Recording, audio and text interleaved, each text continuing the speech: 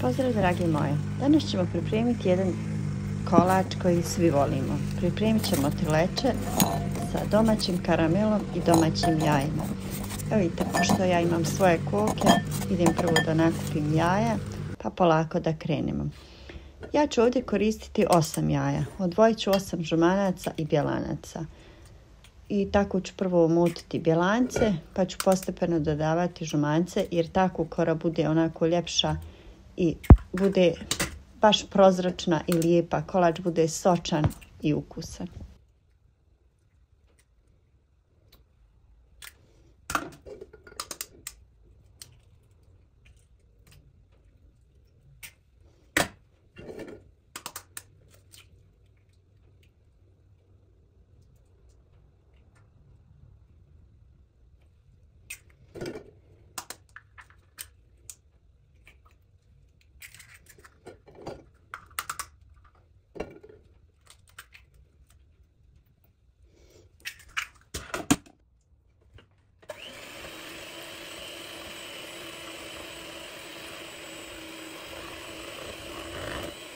Kada mutite bjelance za ovaj kolač, potrebno je da ga umutite onako negdje do pola i onda da dodate 8 kašika šećera.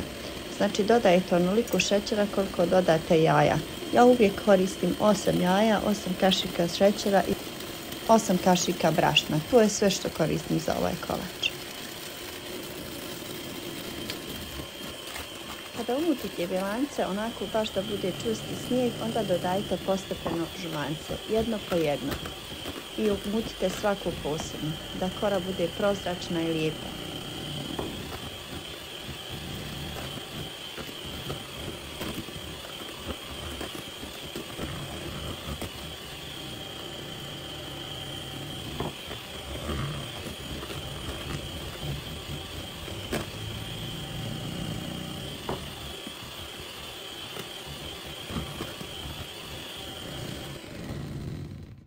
Kada ste umutili sve žumance, dodat ćemo sada 8 kašika brašna, ali brašno ćemo dodavati i mutiti kašikom. Znači nećemo mutiti više mikserom jer nam se tako kora slegni. Ovako ćemo postepeno dodavati 8 kašika brašna i lijepo umutiti kašikom koru.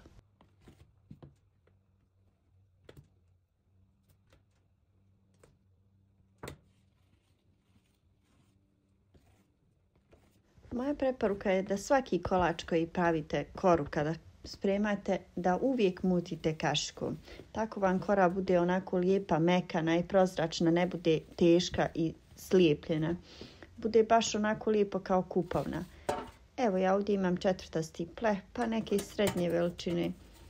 Sad ću negdje istresem ovu svoju smjesu i ide da se peče nekih 10 do 12 minuta na 180 stepeni, s tim da ću provjeriti čačkalicom u sredini. Kad se ne bude lijepilo, tada je pečena. Jako je bitno da bude lijepo pečena kada posle upije mlijeko, da onako bude sočna.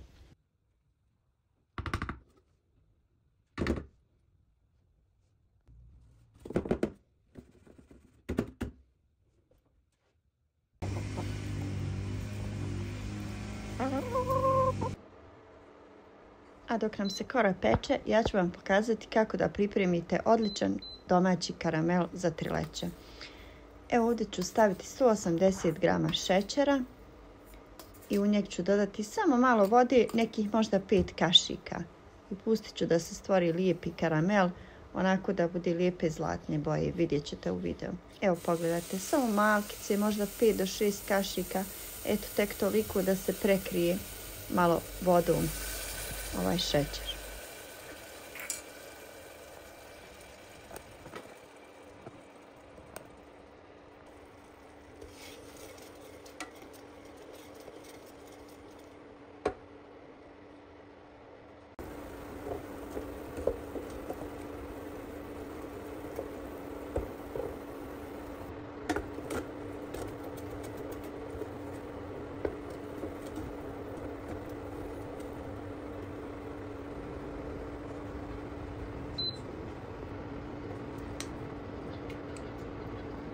Kada je šećer dobio lijepu zlatnu boju, sada ćemo dodati 200 ml vrhnje za šlag.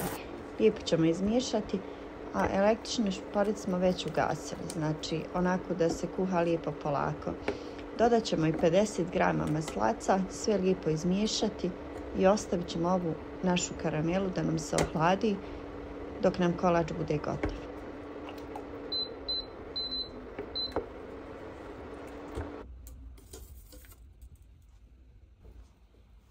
I evo, kora je gotova. Pogledajte, ovako provjerite čačkalicom u sredini, ako nema da ostaje na njoj, znači da je gotova.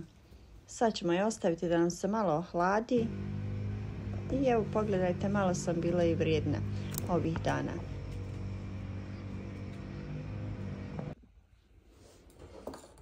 Karamel ćemo istristi u jednu posudicu da nam se ohladi.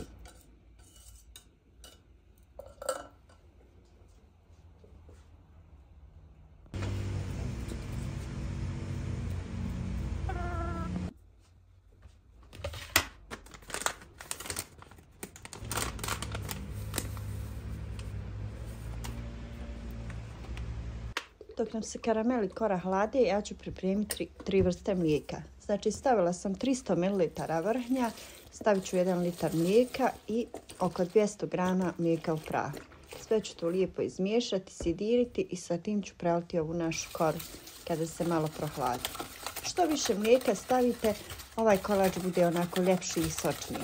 Ja za ovo 8 jaja koristim 1 litar mlijeka i 300 ml vrhnja za kuhanje. Koru ćemo sada izvaditi, već se lijepo prohladila. Izvadit ćemo je iz tepsije da bismo je onako malo izbockali da uđe u ovu koru ovaj naše mlijeko.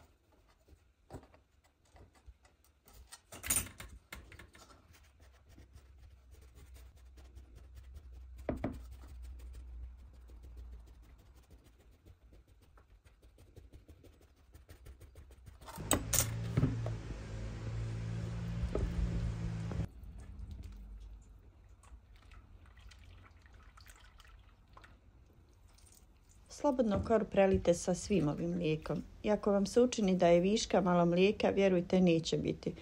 Kora će popiti ovo sve lijepo i bit će jako sočna i ukusna.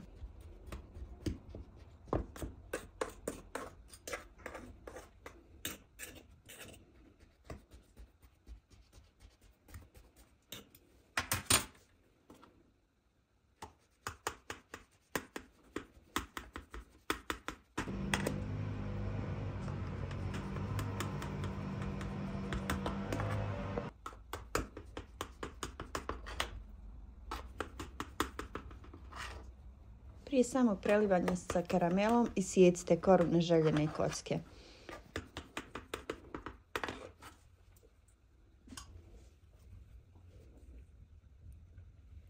Karamel se lijepo ohladio, pogledajte kako je lijep i tečan. Ovako pripremljen karamel je puno ljepši od onog koji kupimo za trileće. Po mom mišljenju ono je samo neki kao pekmez, ono nije karamel. Kolač je sa ovim domaćim karamelom puno ukusniji, puno ljepši i ovaj kolač je ono baš to pravo kada napravite karamel sebi. Meni iskreno ono nije karamel. Ne znam kako bi definisala ono što kupimo. I ja ga iskreno nekad napravim sa onim kupovnim ako mi je na brzinu ili imam neke iznenadne goste ili nešto. Ali ovo ovako pripremljen sa domaćim karamelom je pun pogodak. I evo ukrasit ću ga, ja to radim uvijek s šlagom. Možete naravno i sa bijelom čokoladom, ja uvijek stavim šlag.